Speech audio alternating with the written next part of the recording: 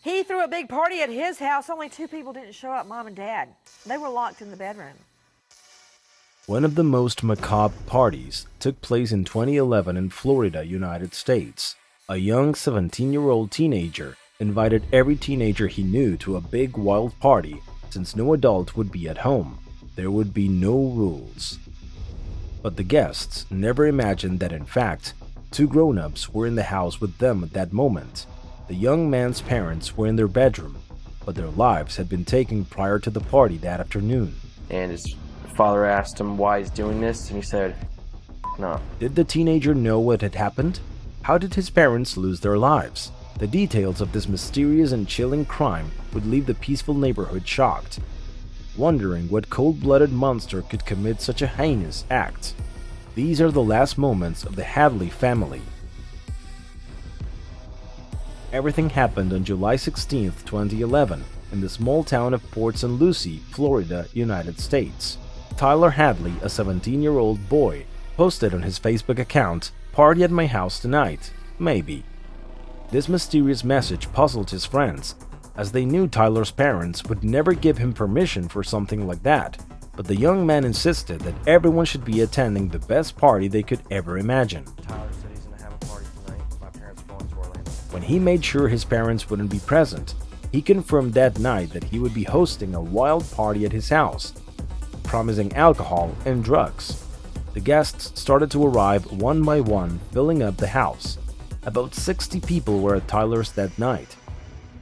Some noticed dark stains in different parts of the house and a strange smell, as if something had been rotting away.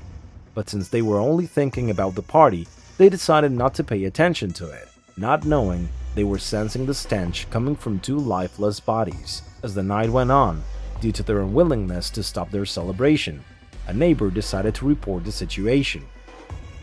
I woke up to, squealing tires and kids hanging out of the car, yelling, so I did call 911. The attendees proceeded to hide, and after a brief statement from Tyler, police gave him a warning and left. The teenagers kept having fun like there was no tomorrow, as the only present homeowner openly said they had the freedom to do whatever they wanted. Why was the young man so relaxed? It seemed like he didn't care about the consequences of the party at one point throughout the night, and after consuming a considerable amount of alcohol and substances, Tyler approached his childhood friend, Michael, and decided to take him outside for a macabre confession, and he decided to tell him the reasons for his behavior. He says, Mike, I killed my parents. And I said, no you didn't, Tyler. Shut up. And he said, Mike, look at the driveway. All the cars are there. My parents are dead. I killed them. Michael couldn't believe his friend's outrageous statement. Therefore, thinking it was all a joke, he asked for proof, and what he saw next left him so shocked that he started to believe that his friend was nothing but a real monster. I walk around back and I go check for myself. I come up to the door, party's going on over here, and I turn the doorknob, push it, and it opened. I look down and I see his father's leg against the door. Under a pile of household items stacked up in the master bedroom, the lifeless bodies of his parents were kept hidden.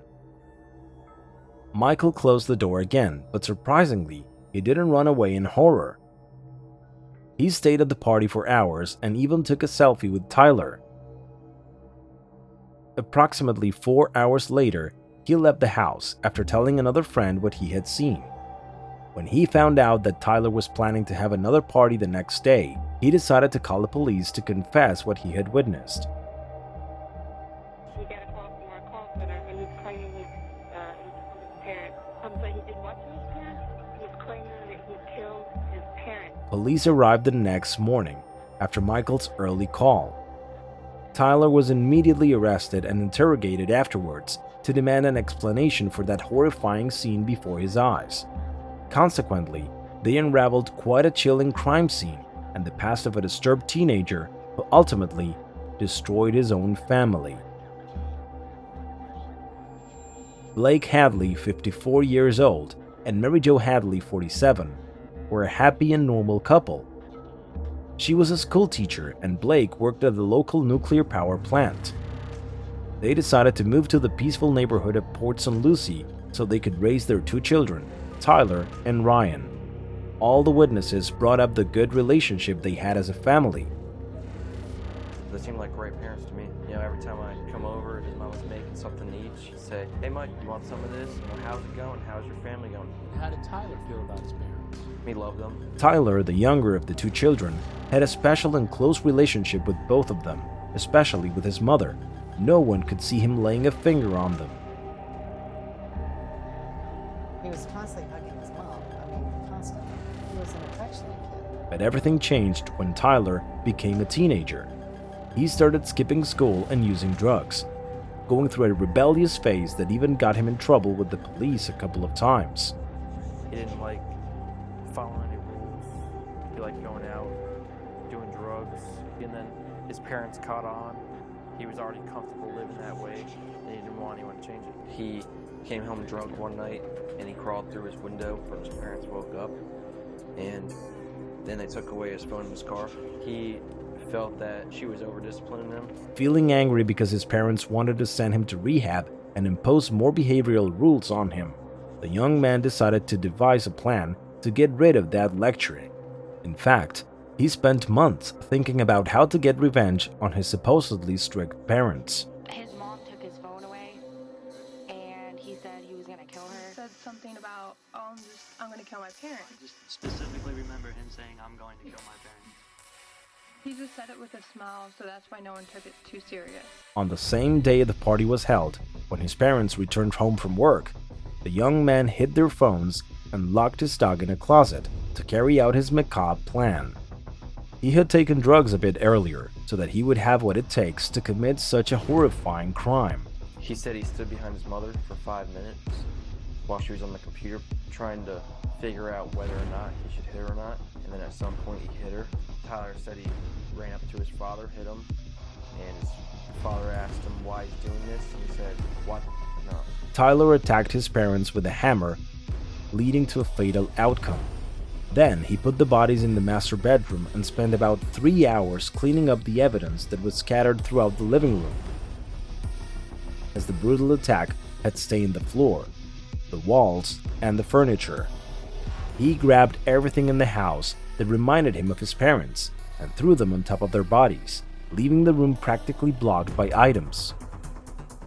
Then he went to an ATM with his parents' credit card, and he withdrew large sums of money which helped him finance his party. He bought alcohol and some snacks and met up with some friends as if nothing had happened. Then they went back home and started the party.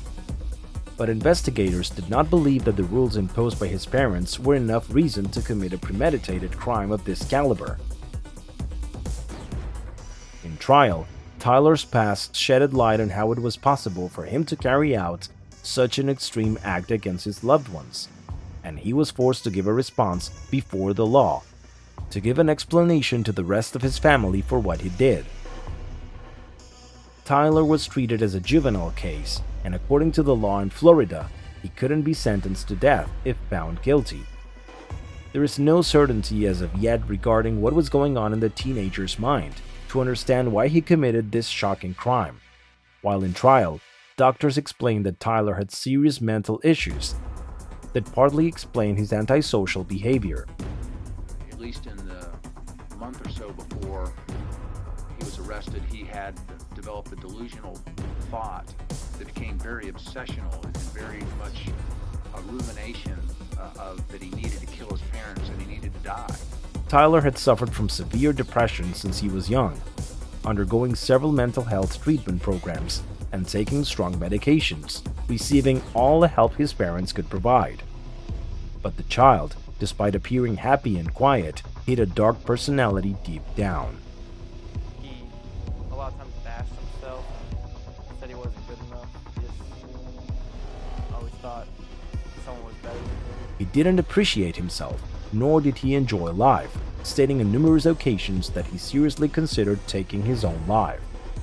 But despite his troubled background, the judge did not absolve him of the horrible act he committed against his parents, mostly because of the history of vandalism and crime he had since he became a teenager. His family was just as unforgiving as the judge, as they had no mercy on him for taking the lives of the beloved Hadleys.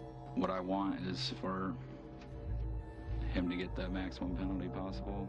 If he were here today, if you could speak to him directly right now, what would you say to him? Well, of course I'd ask the question, why? I might ask him, you miss your mom and dad? Did they mean anything to you? Was it worth it? Are you happy now? I hope that party was worth it. And 3 years after being caught in 2014, Tyler was found guilty and sentenced to life imprisonment. Before being locked up for life, he had the opportunity to talk to his family, at least to provide some consolation as they painfully grieved over their loss.